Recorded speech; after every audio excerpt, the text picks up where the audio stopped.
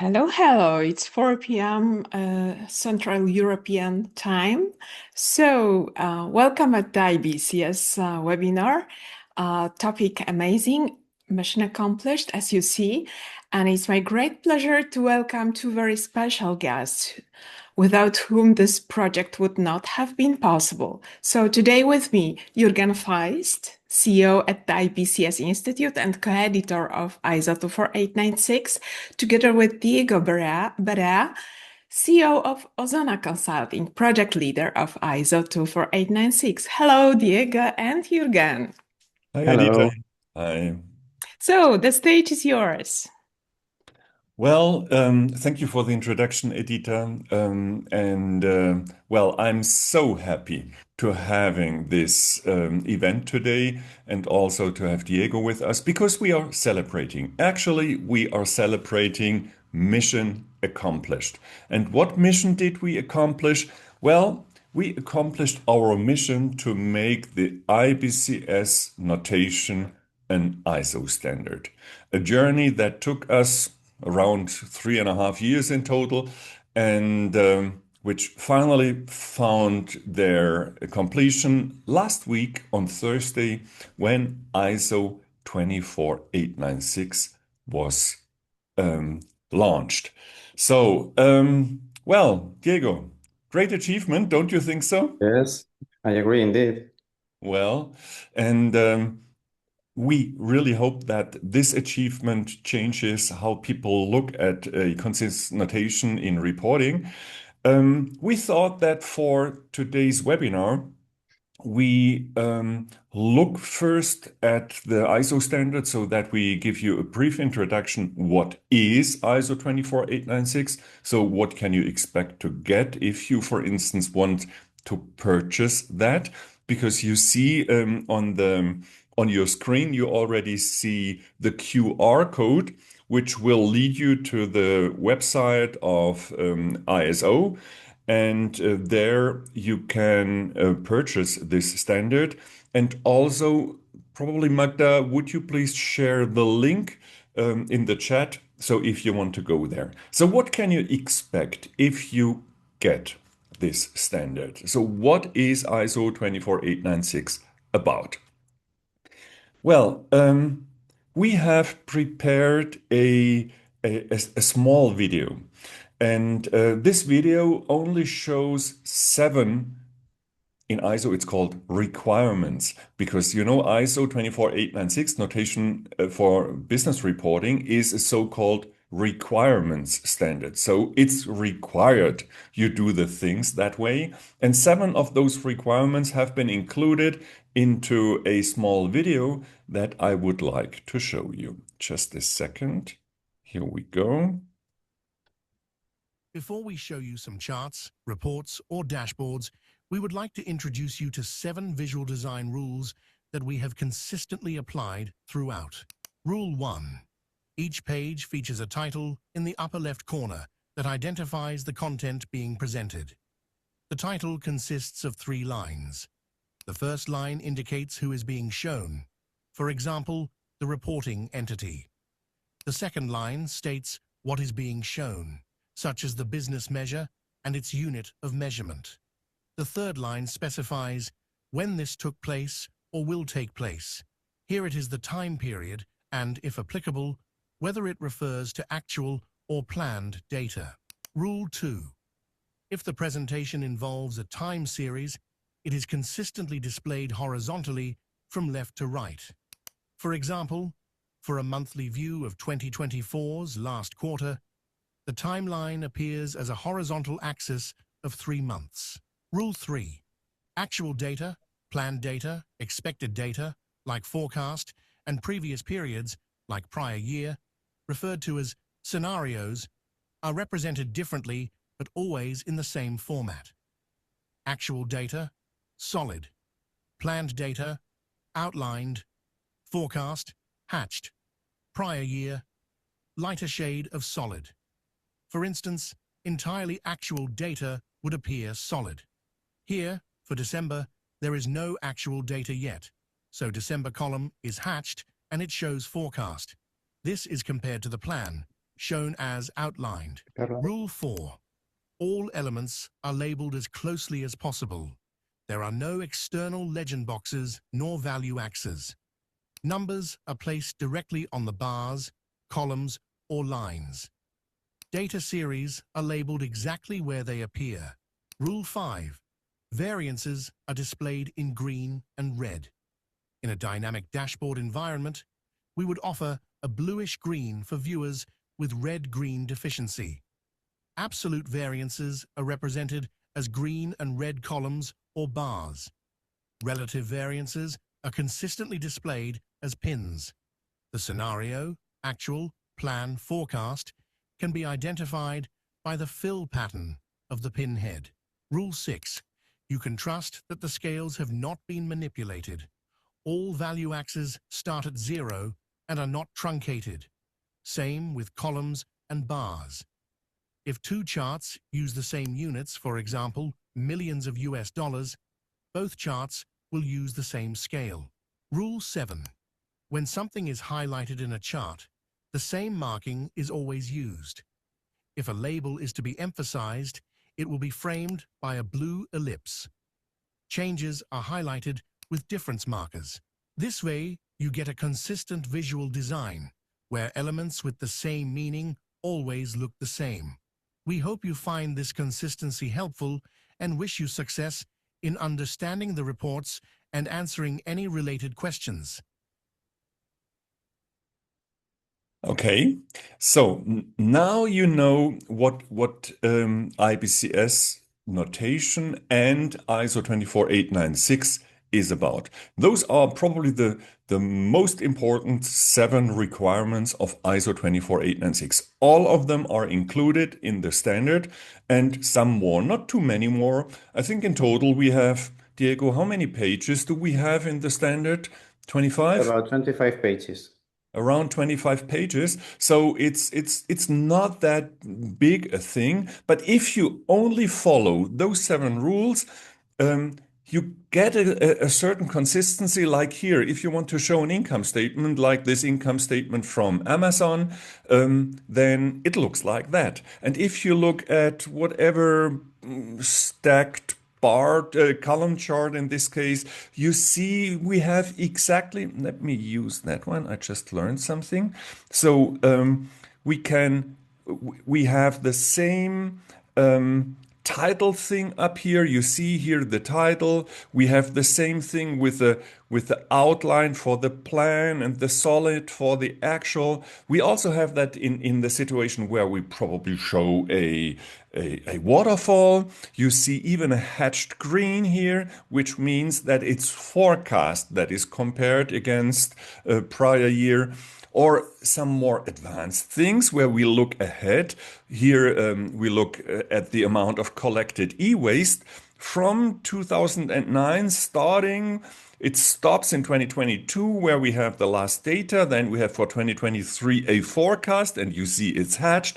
And we have then a forecast plan just outlined until 2030. And even some corridor planning that we say, okay, it might be between 9,000.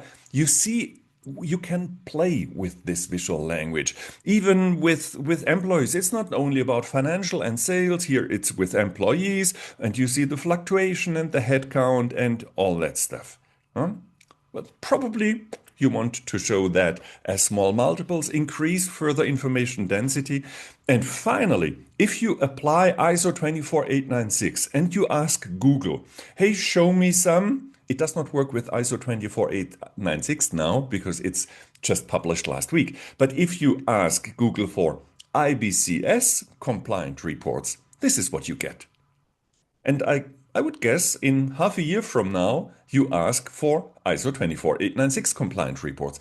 And you see they are consistently designed, as opposed to if you just ask, hey, show me some dashboards, this is what you get. And I'm pretty sure you see the difference, and I'm pretty sure you can already feel where the benefits are. But before we go into the benefits, I would like to ask Diego, who is our project manager at ISO, who helped us starting that journey. frankly spoken, Diego, without you, we would not have started that journey. So thank you for that. And he also led us through the entire process. Probably you will take over at this point, Diego, and explain a little how that journey was. Yeah, sure. Well, ISO standards always take a lot of time. The average is 3 years, and this is more or less the time we require in order to have this mission accomplished. Jürgen, can you show the timeline for me, please? Okay. Here. Okay, so more or less 3 years ago, in June 2023, Jürgen and I went to the ISO TC37 annual meeting that year was hosted by the European Parliament in Brussels. And Jürgen presented in front of the technical experts of the different working groups of the subcommittee or technical committee the proposal of having a standard notation for business reporting. The idea was received positively. So the next step was, first of all, ask the people, the IBCS Association, if they were interested in such an initiative. So later that month, in the annual conference, if I'm not wrong, in Zurich that year, I presented the pros and cons of having such a standard. There were some doubts. Would IBCS still make sense after having an ISO standard? How they relate to each other? So we tried to explain all those things, and at the end, it was agreed that the benefits were worth. So we went for it. The next step was to present what in ISO call a new work item proposal. That new work item proposal is mainly a form where we explain why this new standard would be of interest for the community. And as we already knew how to do it, we attached already a pre-experts draft developed by Jürgen and other members of the IBCS association. So from the very beginning, the experts at ISO could see what we were talking about. That was really helpful, because that way, it's not about trying to visualize what it's about. You already have an initial draft that can be used as a reference. Okay, then the initial ballot starts. The first activity, once that the initiative is accepted, is a 12-week votation where the different countries belonging to the technical committee can decide whether this initiative is worth a new standard or not. We were not successful at this point, even though we have enough countries voting yes and we got no country voting no. There were something that we missed. It was the number of countries proposing technical experts to contribute to develop this standard. There were 5 countries required, and we got 5 experts, but 2 of them came from the same country. So we could not meet that that requirement in time, even though a few days after Japan provided also a volunteer, but it was not valid. So we had to repeat the ballot process a few months later, and after doing some lobbying among the different countries, we fully were successful, because we got up to 15 countries willing to participate, providing experts. So out of that group of 15 interested technical experts in developing the standard, a group of 5 was selected. Well, 6 counting me. I was nominated as project editor of this new standard, and 5 of the experts were nominated as co-editors. Jürgen, one of them, representing the liaison with IBCS. Then Matthias, also from the IBCS Association representing Switzerland, and 3 experts belonging to the working group where we've been allocated. This is the point.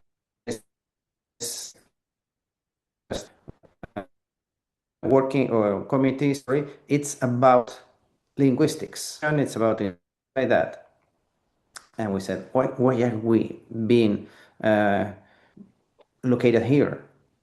And at the end, we realized that ISO 24096 IBCS notation is really a visual language, so it was a perfect fit. And then once we started working with the people from the working group 11 belonging to that technical committee, we were clear that it was a fantastic fit because the other members of our editorial team were experts in linguistics. So they helped us a lot in improving the text itself to make it a little bit less technical. And since their focus is on plain language, they made sure that all the information was shared and conveyed in a way that it was easy to understand for any potential user. So we got a team of 5 different experts from different countries, different continents, I would even say. And from that on, we finished a first draft of the standard, just polishing slightly the initial draft we had, and that's the end of the creativity that the editors can provide. From this point on, the only way of changing a word in the standard is that an expert from a national body, an expert from some country, suggests, and then those changes have to be agreed first by the editorial team and then shared with the experts in the working group. So looking for consensus, a resolution is made to accept or to reject the different comments. So in this time, the first working draft, so this initial work that we made and that could be shared with the technical experts within our committee. I'm having some issues to pass the slides. If you can help me, Jürgen. Okay. Thank you.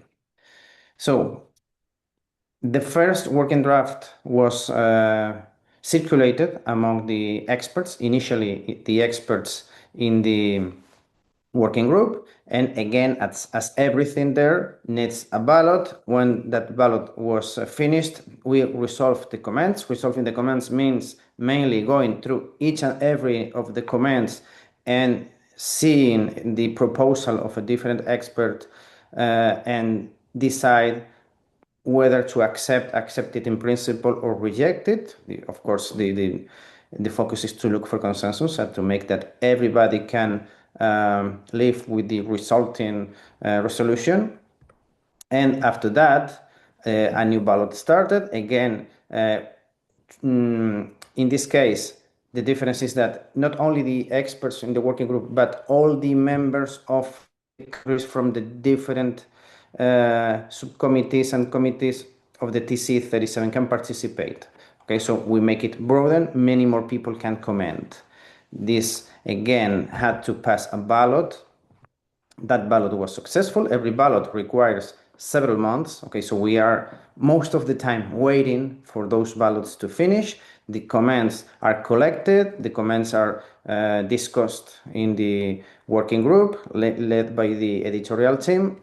And once all they were commented, in this case in the annual meeting that ISO had in Takamatsu, Japan, the working group agreed to present the ballot for the DIS. This stands for Draft of International Standard. It's the last step before publication.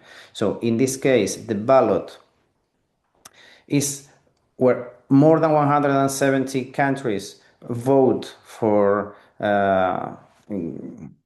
it, and it's not only the countries belonging to the technical committee, but every member in every national body belonging to ISO. So it's much broadened. So we could expect many other commands. So a lot of work again. In this case, we were very successful and very lucky, I would even say, because we got at this point no technical comments. Having no technical comments allowed us to pass directly into publication. Of course, there were editorial comments. Editorial comments is a comma is missing here, or this should be a capital, well, or maybe something a little bit more deep, but nothing technical that would change substantially the meaning of a sentence. So we could skip another step called the FDs, Final Draft of International Standard, and we went directly for publication. And after the time that ISO requires, which is always for us a lot, we were able to say that the standard was published last Thursday on June 11th. So at this point, the document is already published on ISO. It's available for purchase. It's important to say that ISO standards are its price is calculated based on the number of pages. So this standard has 25 pages and it costs about 150 euros for you to have a reference. Of course, we could remove some charts or we could make them smaller. We did our best to find the balance between not so long, but at the end, useful enough. Okay, so if you compare, IBCS has more than 200 pages and ISO 24896 has only 25 pages made of requirements. So what's next? There are many things that happen next. First of all, many countries will adopt the international standard as national standard. That mainly means translating into local language. So in Spanish by UNE, in Portuguese by IPQ, by DIN, in the UK by BSI, etc. So they convert the international standard without any change, just translating when it makes sense to the local language, and it's published also as a national standard. That's the normal thing to happen. Then the the certification companies would start receiving requests from organizations that want to get certified. So an organization will be able to pass an audit and demonstrate compliance with ISO 24896. What does it mean? It means that any standard is voluntary. You decide whether you want to have conformity or not. But if you decide to have conformity, you have to comply with every single requirement in the document. So this will be a process starting now.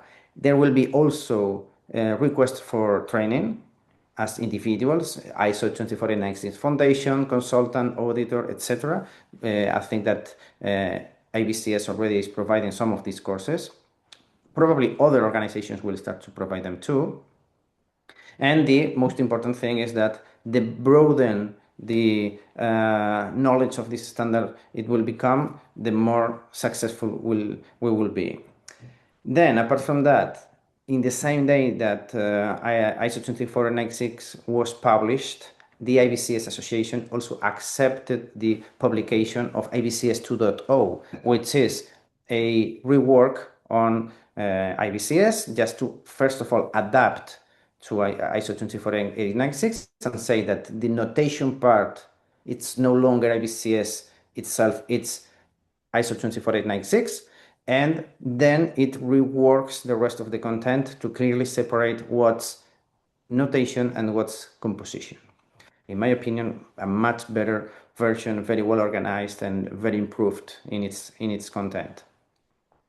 So from now on, apart from what I've said, several other things. First of all, every standard has to be reviewed every 5 years. So in 5 years from now, a decision has to be made. Keep the standard as it is, create a new edition, or withdraw it because it's useless and nobody's using it. We hope that this option is not selected. And in parallel, IBCS will develop a new version, IBCS 3.0, with new works on the composition part. And I think that this is a quick review on the journey we've had for the last 3 years. Well, thank you, Diego. Thank you so much, not only for this review, but again for also accompanying us through that process. And I can tell you, the audience, it was a lot of work, but it was also a lot of fun. Huh? So working in such an environment is always inspiring, and traveling to Japan and traveling to Strasbourg and meeting those people is also an inspiring thing. Okay, so now, if this was the journey towards ISO 24896, the question is, well, does it really help? So just imagine you think about applying ISO 24896. Will it really help? So what are the benefits? And we are happy that we, at the same time that ISO has been published, ISO 24896 has been published, we could also show the results of an international survey. It's actually a a survey that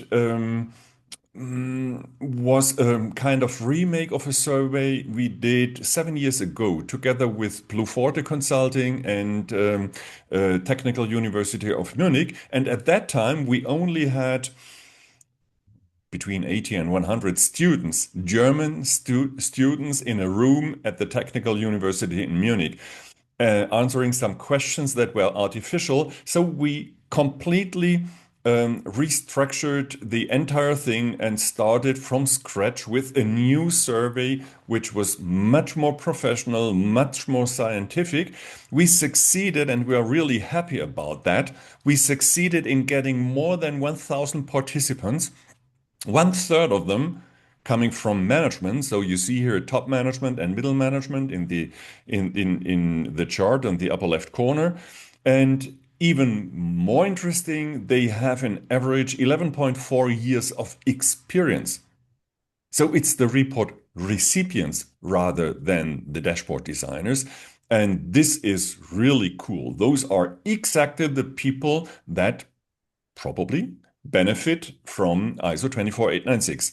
As not that much a surprise, many of them come from finance and controlling, and also many from them come from Germany, but still, it's only 233 from Germany out of 1,000, so it's 25%. Huh?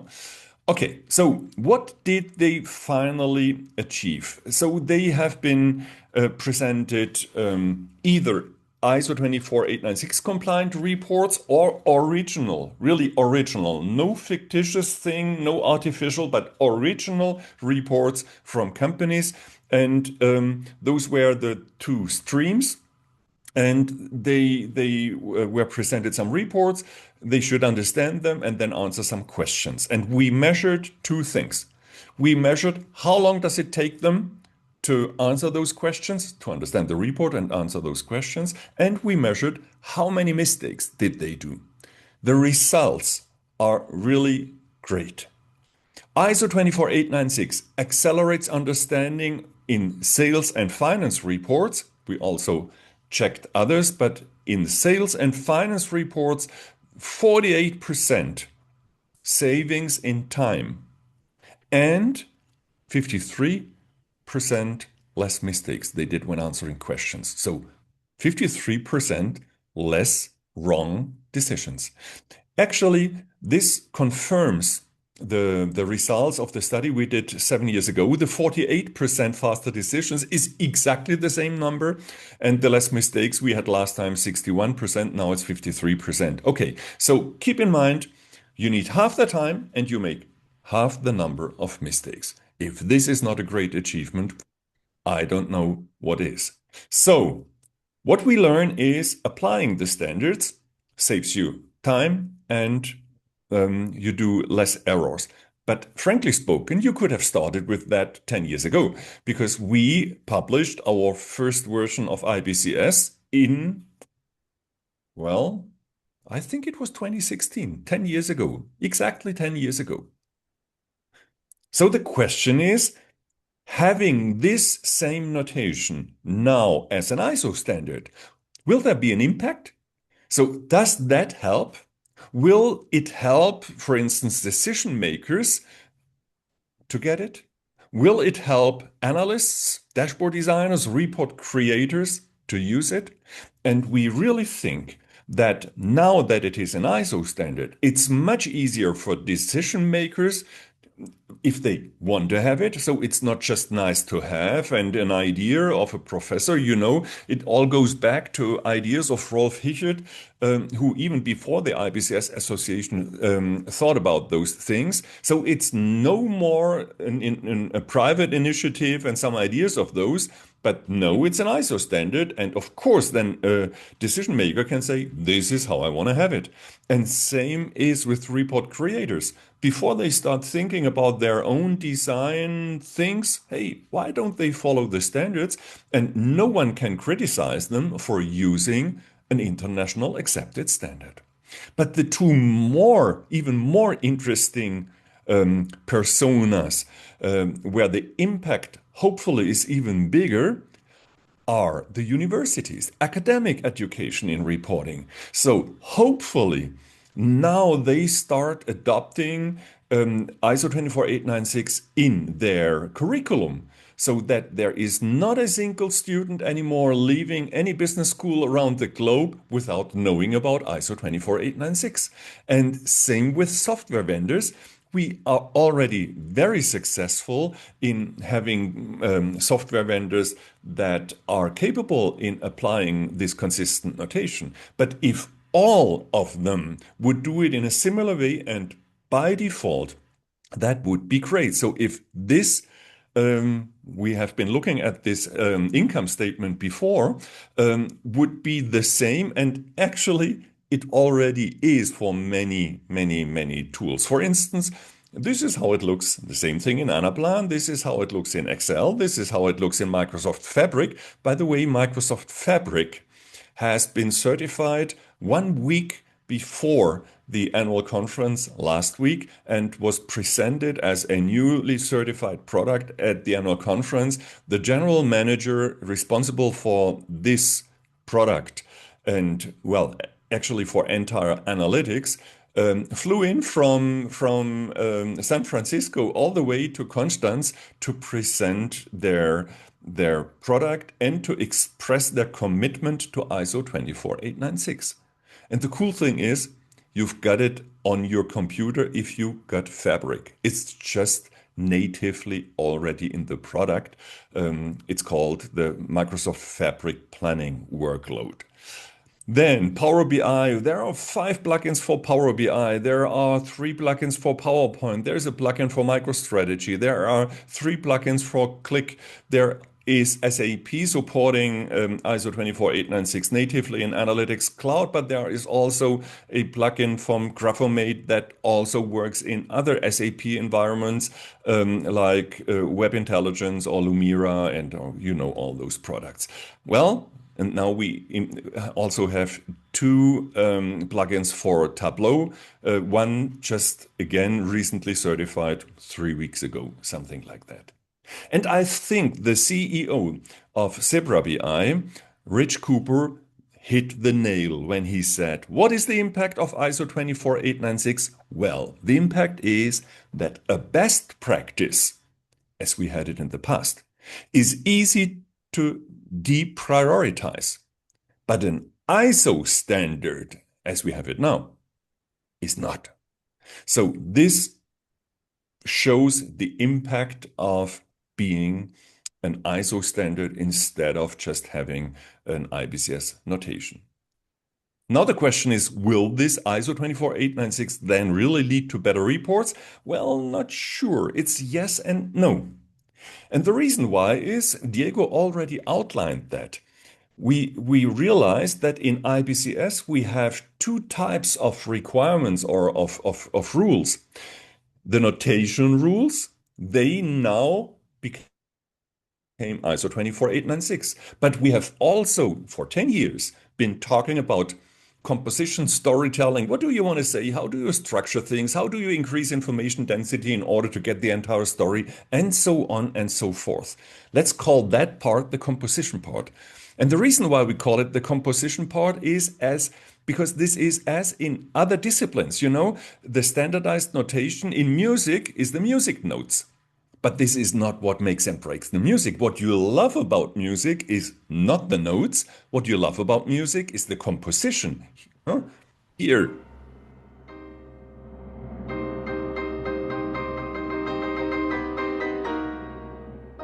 Okay, this is what I like about music, and same in architecture. It's not the plan that I probably love. It's the building that is created using the plan. In this case, the opera in Sydney. And it's exactly the same thing in reporting. Well, we have a standardized notation, but the notation itself is only the vehicle to tell interesting stories. So the story is what everything is about. And this is what I mean. When we ask a question, does ISO really help? Then yes, it does help. ISO 24896 definitely helps to create better stories, but there is still the need to create those compelling compositions. And there is a way to go.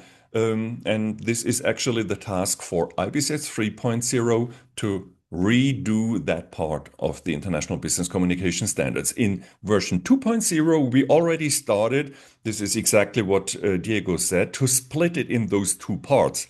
Compose compelling business reporting, it's the storytelling part, based on ISO 24896 notation. That's the notation part. And of course, we then also, maybe some of you know our famous poster. You also see it behind me. We had to recreate our poster, and we did exactly the same. So there, of course, is a new headline, IBCS success with ISO 24896. But there is also two parts. We have the notation part on the left-hand side covering simplify, unify, and check, and we have the composition part on the right-hand side. And the left-hand side is equivalent to ISO 24896, or let's better say referring ISO 24896. So if you want to learn more about that, then you might be interested in one of our courses. And those courses do cover the ISO 24896 part. And as with all other ISO standards, we call it ISO 24896 Foundation course. This is how typically ISO courses are named. But as I just explained, knowing music notes does not make a good composer. So you probably should also learn about composition. And this is why we packed it together to an IBCS certified analyst course. So you learn both the ISO 24896 notation and how to compose compelling stories. So we are at the end of our presentation, and I hope you share my passion for the mission that we accomplished. So we are really happy at this point that we made it to an ISO standard. I forgot to say, if you have any questions, you know, here in Zoom there is a Q&A part. You find the Q&A button there. So please add your questions to Q&A, and Edita will help us now to have a closer look at the questions you might have. Yes, with pleasure. Thank you very much, Jürgen and Diego. We've got already some questions, so let's start from the first. From anonymous attendee, we have congrats, and there is a question about IBCS certified analyst title already achieved by some people, really impressive group of people worldwide. Any ideas or plans to extend this title to ISO? We already had such an initiative. Yes.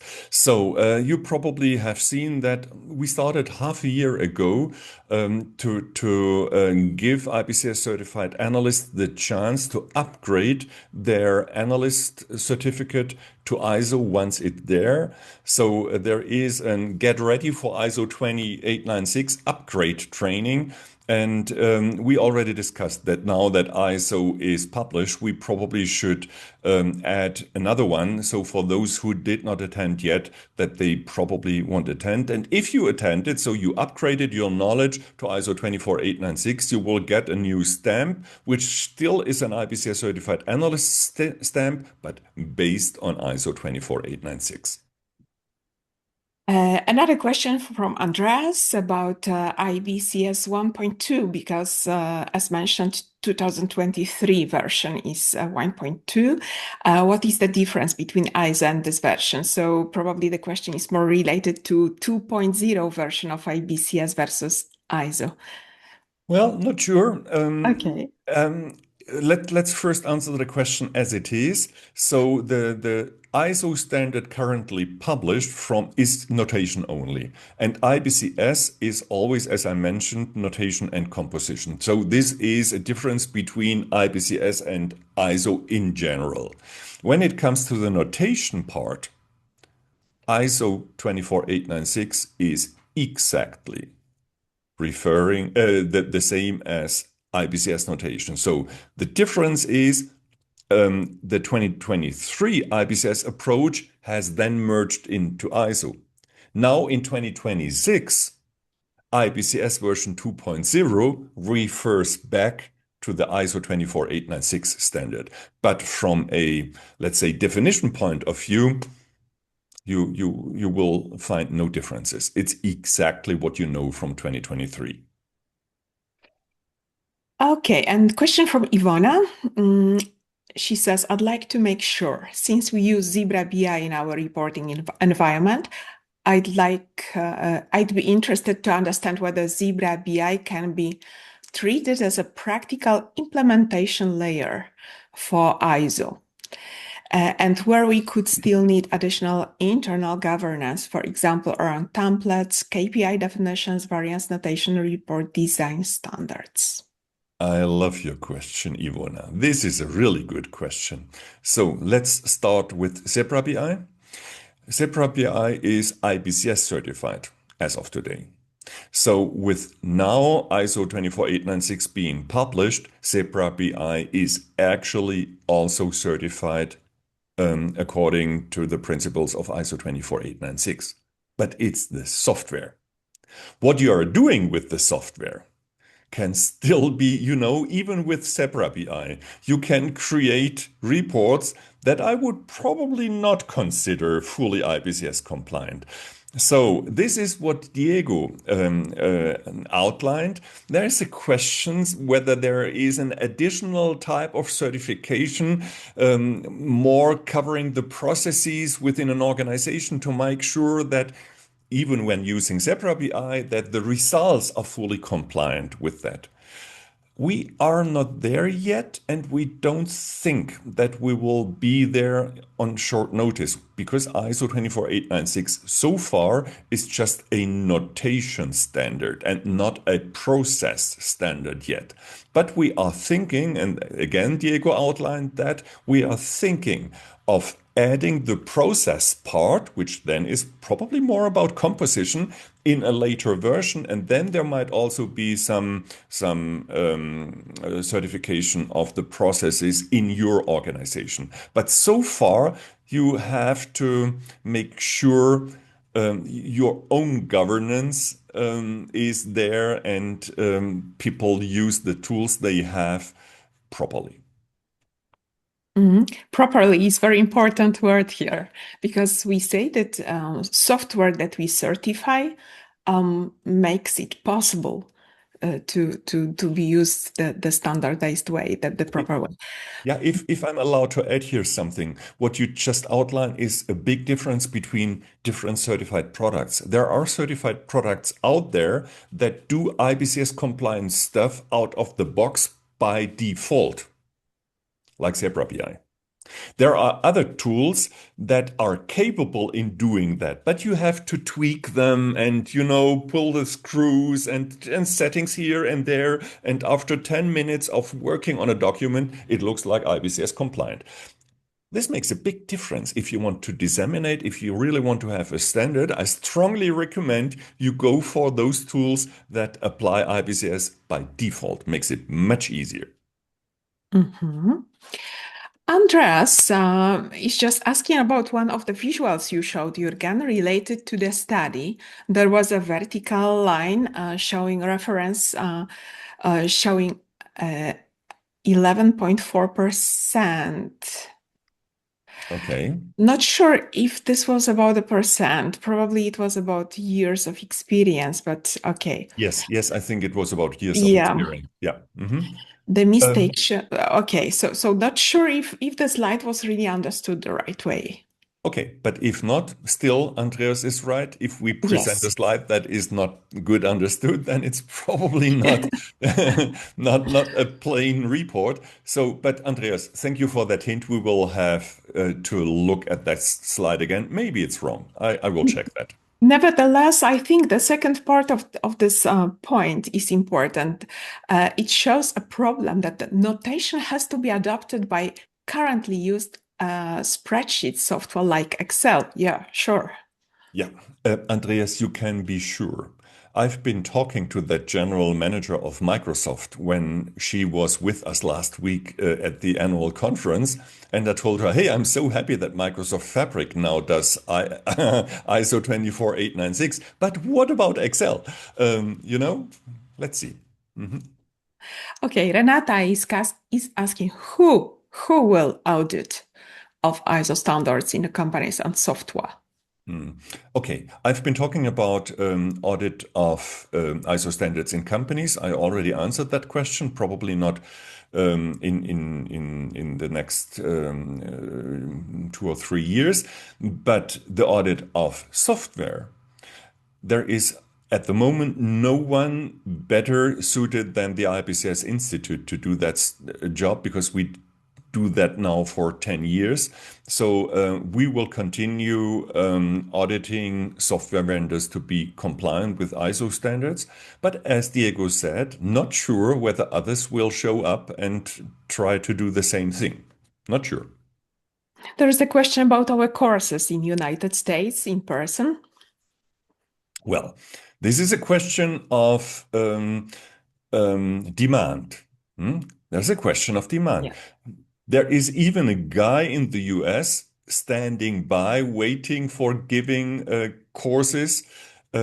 So far, we saw quite some interest in online courses from the US. But classroom courses in the US is not that easy, you know, because the United States is such a big country and people then need to travel from here to there.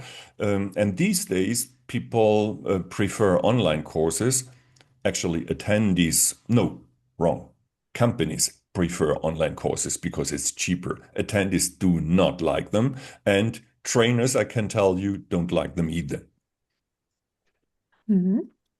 And a question about the Microsoft Azure Power BI ads included for free or paid.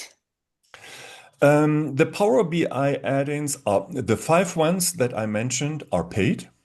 But interestingly, once they started changing, no, well, at least creating awareness, not changing the world, but creating awareness, people immediately started doing free stuff in Power BI. And at the annual conference, I've been showing a slide with around 15 influencers on LinkedIn, and all the 15 started to create it using Danab, using Vega, using user-defined functions, doing it really natively with DAX and whatever.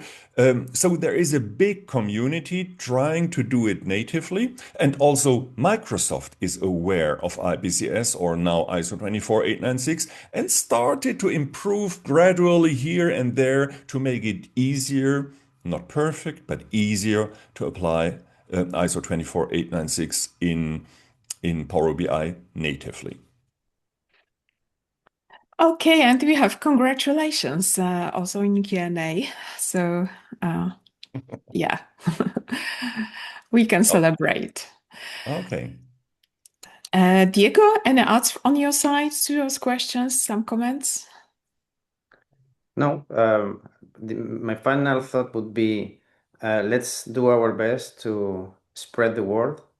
That's the important thing to do. Now that we have the support of ISO, as I said, more than 170 countries recognize this notation as an international standard. It's no longer a private framework. It's no longer the fantastic ideas of Professor Rolf. It's now an international standard.